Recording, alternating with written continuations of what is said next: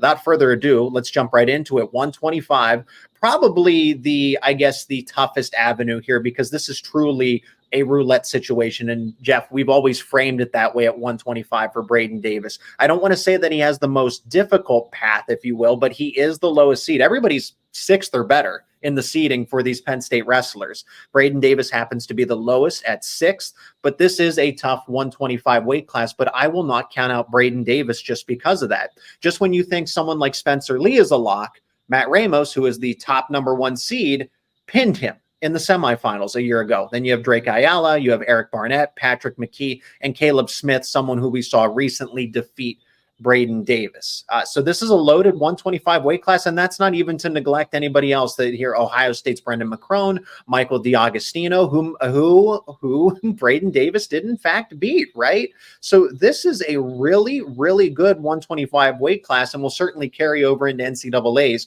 But Jeff, from your point of view, what does Davis's path look like? As he's probably going to have to go up against Barnett and then eventually Drake Ayala if all things go well in his first couple of rounds.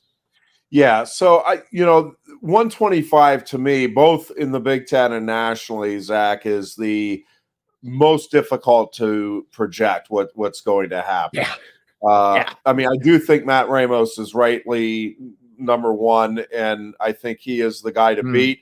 But I also think there's probably at least 7 or 8 guys that are capable of beating him on a given match. I mean, it's not like he's heads and shoulders above anybody. And Braeden Davis is just, it's interesting because I think he is an outstanding wrestler. You start there. And I think he is a guy that has a chance to really make some noise in this postseason. He has been right there all season long and has some really quality wins. Mm-hmm. The potential matchup with Barnett, and listen, again, you don't take anything for granted when you get to the Big Ten tournament, and Cardani is not an easy out, assuming that is who he gets in the first round. But I do think he wins that one, and I do think he gets Barnett. What I think will be interesting there is Penn State has a really good history under this coaching staff of making adjustments and reversing results from the regular season in the postseason tournaments, or even, in the Big Ten tournament to the NCAAs. This will be the first meeting between Barnett and Davis. So this will be the first look, obviously, that either have against each other, and same thing with the coaching staff. So I think the chess match here is going to be as interesting as anything to me to watch. I think it's even though Davis is the lower seed, I think it's a coin flip of a bout. And I think Barnett would rightfully be favored. Obviously, he's the higher seed, but also just more experience. Has been around the block several times, and again, it is outstanding. Would not surprise me if Davis wins that one, and it won't surprise me if Davis gets to the finals. I mean, Drake Ayala and him were close. I think there's some things that Davis learned in that bout, and if that's who we would face in the semifinals, I think that's a winnable bout. I also think Davis could very well listen. He could fall down to 7 or 8. Again, there's not a lot of separation there. I'm looking even all the way down to like number 10, Tristan Lujan of Michigan State. Like, that is a dangerous wrestler at the number 10 spot. So, I mean, Braeden Davis is going to get to the NCAA tournament. You would like to see, from a seeding perspective, you'd like to see him finish higher than his number 6 pre-seed here. My guess is that he will, but exactly how much higher, I don't know. I could see him finishing. I could see him winning the tournament.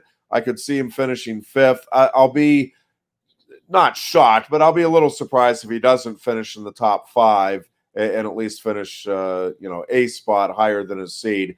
But again, 125 to me, Zach, is flip a coin almost from the quarterfinals on in just about every bout. It's like, well, I can see that going either way. And I think it'll be fun for the fans, and it'll be a battle for sure for the coaches and wrestlers here.